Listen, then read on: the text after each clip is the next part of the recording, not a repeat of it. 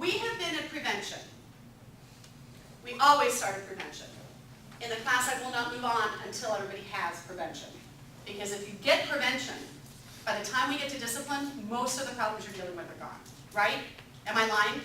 Grads? Yeah. No, it's, yeah. By the time we get, people come in with a list, and by the time we get to the last session, they're like, well, you know what? Right? Unless there's some really big extenuating issues. Okay? So, normally I go prevention, and then we do listening, communication, anger and stress management, how to understand why kids are misbehaving, is it unintentional or on purpose? There's a whole big chunk in there, and then we get to discipline. And I am going to do something very risky that I normally don't do, and that is I am going to jump from prevention to discipline. And I'm only going to do it with this one tool. Because in situations like what we just heard, what people will often do is just stay stuck at this level. You can actually use choices from prevention, through redirection, up to discipline. But you use them in slightly different way. So let me illustrate. First, before we do that, we've got to cover a little bit of basics around discipline. So we're kind of jumping all the way up to the attic. What do you keep in your attic? Stuff you don't use very often. It's not junk, right? Why do you keep it? Because you just might need it someday. Why isn't it down in your house? Because you really don't need it all the time. That's why discipline's in the attic. Okay? The biggest, the most common experience that I get is that when parents will ask me a question, they want to know how to discipline it. And my experience, when I hear the story of what they're doing, there was something way in the beginning. If they made a slightly different choice, they would have never gotten to the point of discipline in the first place. So, and it's that process. That's why I spend time on prevention. It's about half the class. Now you would think, oh, there's so much behavior, so many things that we got to cover, right? But there's not. How many different misbehaviors are there? Countless misbehaviors. Grads, how many types of misbehavior are there? Four types of on purpose plus unintentional. There's only 5 types of misbehavior. How many different problems aside from misbehavior are there? How many different problems could you encounter in 18 years with just one child? Countless, right? Every one of those individual situations will fit within one of 6 problem types. Now, do you feel ready and prepared to handle any situation that comes around in parenting? No. Do you think you can learn how to solve 6 problems? Do you think you can learn how to identify 5 types of misbehavior and use 5 tools and just match them up? Think you could do that? It is actually doable. Does parenting ever seem overwhelming? 3 questions, 5 steps. 6 types of problems. If you add in the 5 types of misbehavior, it's 9. Okay, a little bit bigger of a number.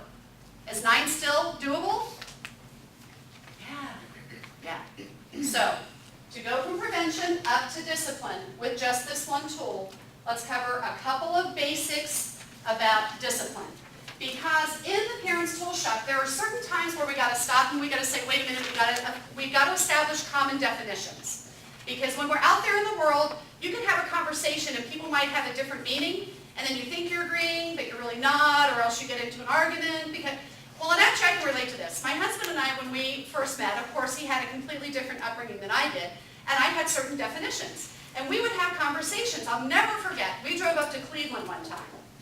How long of a trip was that? 4 or 5 hours? And we started talking about religion and this and that, and I'm hearing what he's saying, and I'm going, good Lord, I am not going to marry this guy. He doesn't agree at all with what's important to me, but I was stuck in the car with this guy for 4 to 5 hours. So we dug in, and it was like, well, what do you mean by this? What do you mean by that? And what we realized was once we established a common definition, we actually agreed on everything. We were just using different words to say it. So there's a couple of definitions, and also when it comes to discipline, when we cross the line. In parenting, in Balance Zone, we discipline. And discipline is holding children accountable and helping them learn from their mistakes. If we add suffering to it, we actually cross the line. As soon as we add suffering, it turns it into punishment.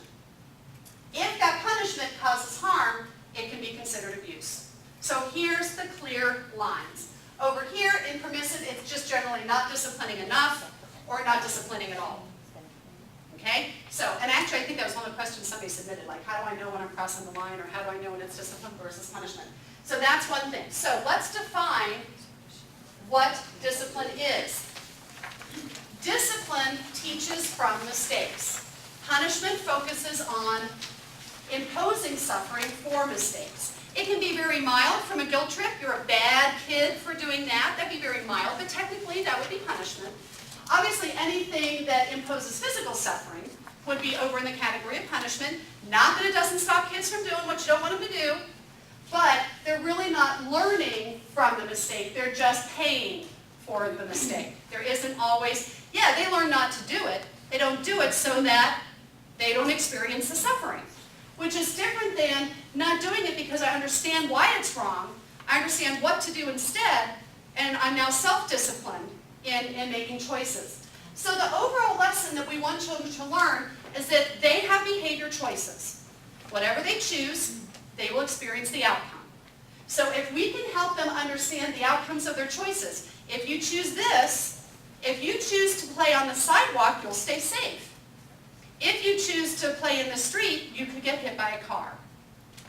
Okay? So we help them understand the outcomes of their choices. For discipline, in order to be disciplined, it needs to fit 4 R's. This is actually from Jane Nelson's 4 R's of consequences. And she gave me permission to tweet that for discipline in general. She's the author of Positive Discipline. For discipline to be effective, it needs to be logically related to what they do. In parents of teens, every time a child does something wrong, parents of teens, what's the most common thing they do? That's it, you're grounded, no matter what it is, right? Or middle age, school age. If you do something I don't like or you misbehave, I'm going to take away your games, your video games, right? Okay? Even if it has nothing to do with it, younger children, young kids, no matter what they do, parents will use one tool. What is it? Time out. How well does that work? Doesn't. You know why? It's not a discipline tool. That's the number one reason it doesn't work. Number 2, there's tons of discipline tools you can use instead. It's actually a keep your cool tool, so it's only logically related when children have lost control. And there's a very specific way that you can do it that incorporates these 4 R's plus actually what we learned in the Keep Your Cool tool set, which is the anger and stress management, teaching kids how to regain control. So it has to be logically related. If it doesn't make sense to kids, are they going to learn from it? No, so it has to make logical sense. It needs to be respectful. So the discipline itself needs to be respectful. So anything that would impose suffering, would that be respectful? No. No, it would be punishment, not that it would work, but technically it's not discipline. So the discipline itself needs to be respectful, plus the way it's presented. So I could choose a very effective discipline, but if I yell and scream in the way that I present it, is that respectful? Well, how well would you learn if I yelled and screamed at you? Right? You wouldn't be too open to learning from me, right? This whole thing about suffering is, there is a belief, and it's a very common belief, that in order for someone to learn, they have to suffer. Right? Our whole penal system is based on this, right? If somebody does something wrong, they have to suffer or they won't learn. So, if that were true, imagine that when you came in tonight, that as you sat down, the chains whipped around your legs and arms and you were chained to your chair. Now, how would you feel about me? You wouldn't like me too much, would you? Would you feel respect for me? No. The whole time I'm trying to teach you, what are you really going to be thinking about? The lesson or what? The chains. The chains. And if you were able to get out, where would you go? Out that door. And would you come back? No. So does suffering help with learning or does it interfere? It actually interferes with learning. So there are ways that children can learn without having to suffer, and that's where respectful comes in. Reasonable has to do with 2 things. One thing of reasonable has to do with the time. A lot of times discipline lasts so long that kids aren't thinking about the lesson anymore. If you had to stay chained to your chair for a full 6-hour class, how long would you be focusing on the lesson? 15 minutes maybe, tops, in little bits and pieces, right? Okay? So reasonable has to do a time. You want it to be long enough that they get it, that they understand the lesson, but not so long that it's just the whole focus to who is doing this to me and why is it lasting so long. Now they're just kind of focused on who the power person is, and they're not really thinking about the lesson. It actually shifts to 4 new R's. I don't have the PowerPoint up here. I will say what they are for those of you that are taking notes. When it turns to punishment, punishment actually brings on 4 new R's. Resentment. Who is doing this? I can't believe they're doing this to me. Rebellion. As soon as I get away from here, right, I'm going to get away from here. Revenge. Oh yeah, you did that to me. You just wait. Just wait, Jody, until you go out to your car. You get me chained in that chair? Just wait. And retreat, which is sneaking to get away around it. Oh, well then I'll just, if that's going to happen, then I'll just sneak and get away with it. Revenge, rebellion, resentment, retreat. The other piece of reasonable has to do with the extent. So, what's your name? Steve. So let's say that Steve was supposed to wash the dishes, and I go to check and I pull out a dirty dish. Now, unreasonable, I make Steve do what? Wash all the dishes. And what is Steve thinking about as he's washing a clean dish? This is so stupid. I can't believe she made me do that. Resentment, rebellion. She's not looking. Revenge, break a dish. Right? She's not looking. I'll just slip a couple of these back in that I know are already clean. Right? Okay? So you want it to be reasonable both in extent. Oh, so reasonable would be what? He washes what? The dirty dish. Yeah, whatever dishes he missed, he does those. Whenever possible, you want it to be revealed. So that children know if you do blank, this is what will happen. Have you ever said to someone, especially kids, well that's it, you did this, so now this is going to happen. Then you go, I didn't know that was going to happen. If I'd known that was going to happen, I wouldn't have done it. Have you ever been in that situation yourself? Right? Yeah. So whenever possible, it's helpful if it's revealed. The way you reveal it, you want to go to the next slide on your handout. What I want you to do is I want you to put a great big star next to this slide. Circle it, star it, put Yahoo, remember this. There's 3 stages to how you discipline. The first is what you do before you ever have the need to discipline. You tell kids what you want them to do. You offer choices within limits, and you explain to them their behavior choices. I already gave an example of this. You can ride your bike on the sidewalk and stay safe. If you were to ride your bike in the street, you could get hit by a car. This is the value. This is the reason. This is your sharp RV. If kids don't understand why, they're only going to do it or not do it because of whatever's going to happen to them, not because they understand the value, right? You want your kids to stay on the sidewalk whether you're there or not, right? So they've got to integrate that if they're going to be self-disciplined. So this is real critical. They've got to understand why it is that you want them to do what you want them to do. Then if the situation arises that you need to discipline, the way that you present it, actually I'm going to block this out just a second. Okay? So, tell me if I'm lying. Right? If a child were to ride the bike in the street, most parents would say, if you ride your bike in the street, I'm going to take your bike away, correct? Right? Isn't that what most parents would say? Okay. So, you ride your bike in the street, I take your bike away. Now, who are you mad at? Me, because I took your bike away. And what are you thinking about while the bike's away? How mean I am. Who's the bad guy here? I am. Who made me the bad guy? I did. How did I make me the bad guy? Just because I took the bike away? Just the way that it was phrased. The way it was phrased was, I'm going to take your bike away, right? Okay, so let's play this out a little bit of a different way. This is how small of a change you have to make. Tiny changes. Brad's correct. Most of the changes I suggest are tiny changes. Look at how tiny this change is. If you choose to ride your bike in the street, why do I say choose to? It's their choice. If you choose to ride your bike in the street, I'll know you've decided, which reinforces what?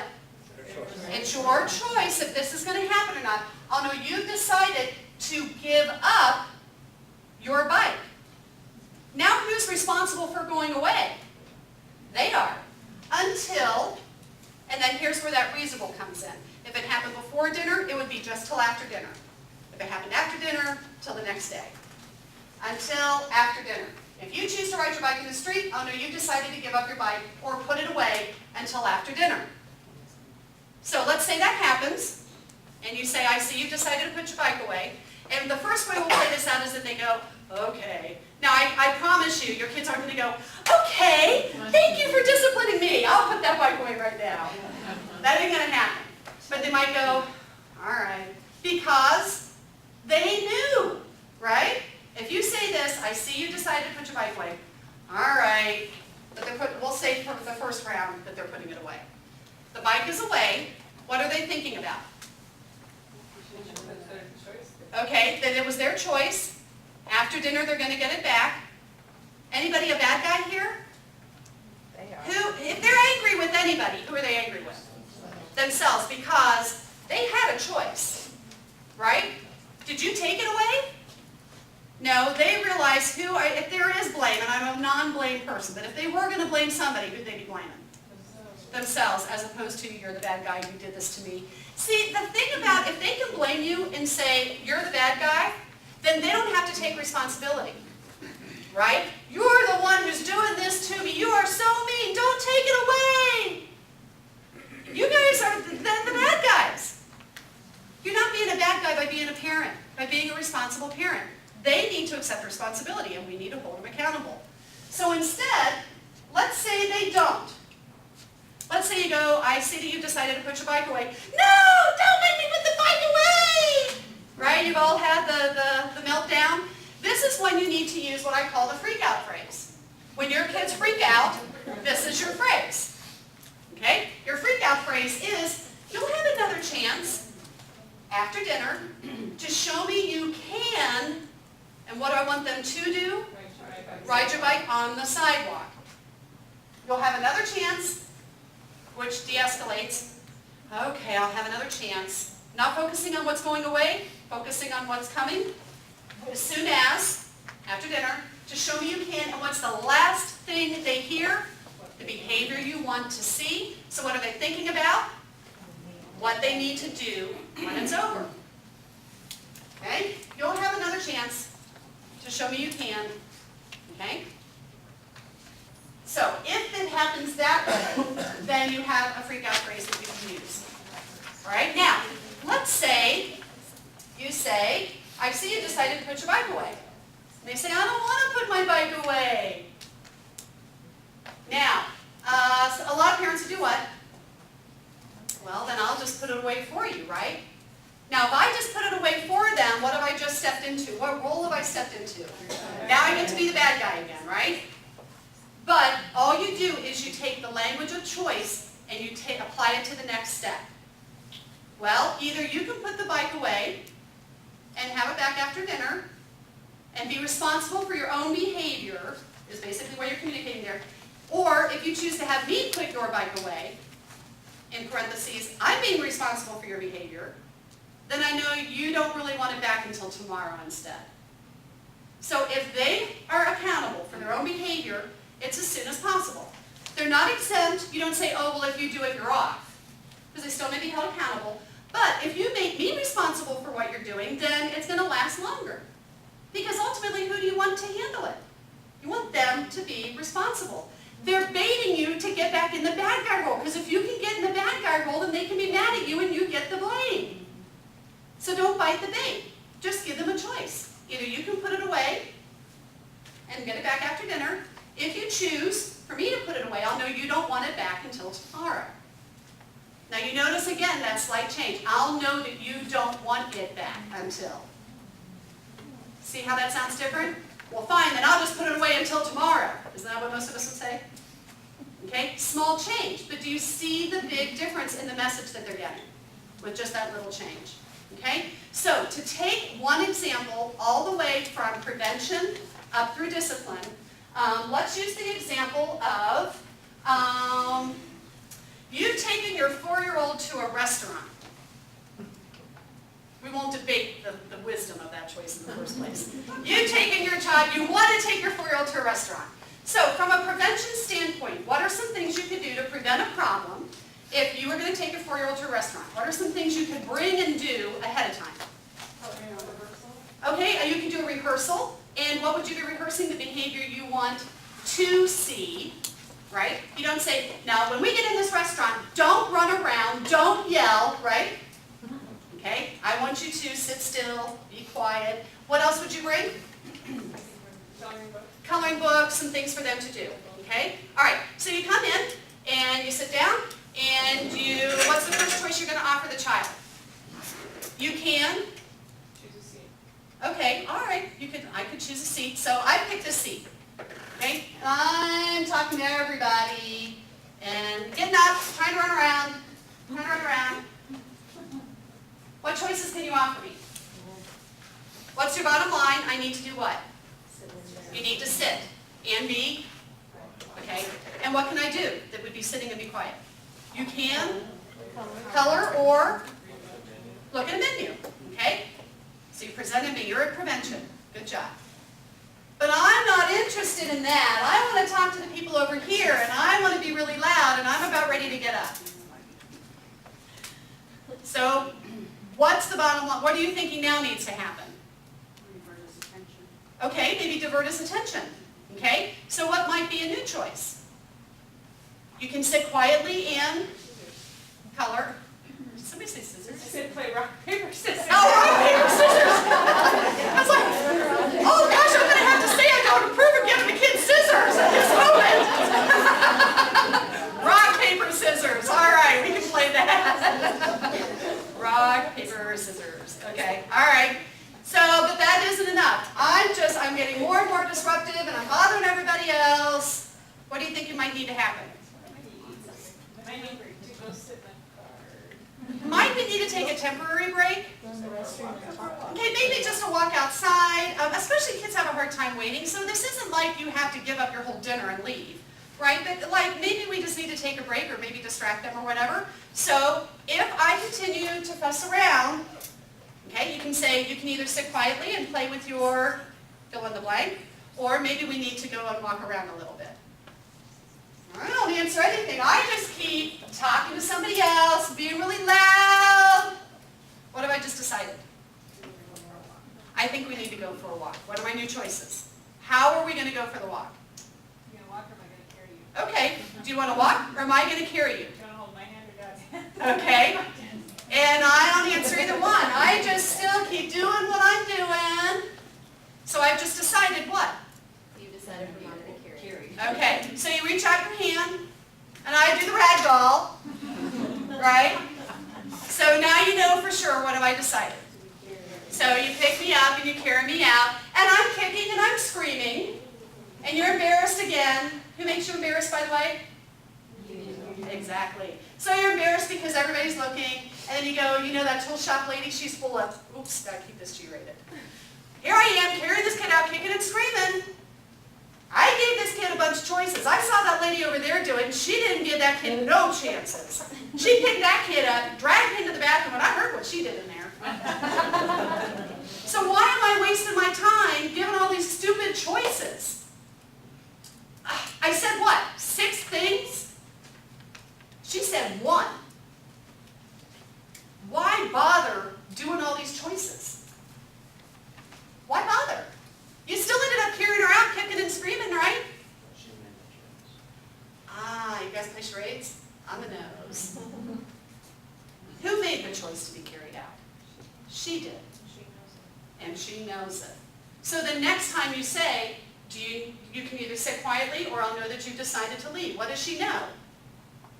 Not only that she's going to leave, but that whose choice is it? It's her choice whether or not it escalates. Okay? Make sense? So, a lot of times parents will say to me, this is a lot of words. Well, first of all, I'm all about short and sweet. If anything, I think you should take time the first time to say 3 sentences that serve a very specific purpose, which I'm going to tell you about in just a second. 3 sentences. After that, you use 1 word as a reminder, or you move up. You go to the next sentence. 3 sentences in all. Okay? So let's get to those.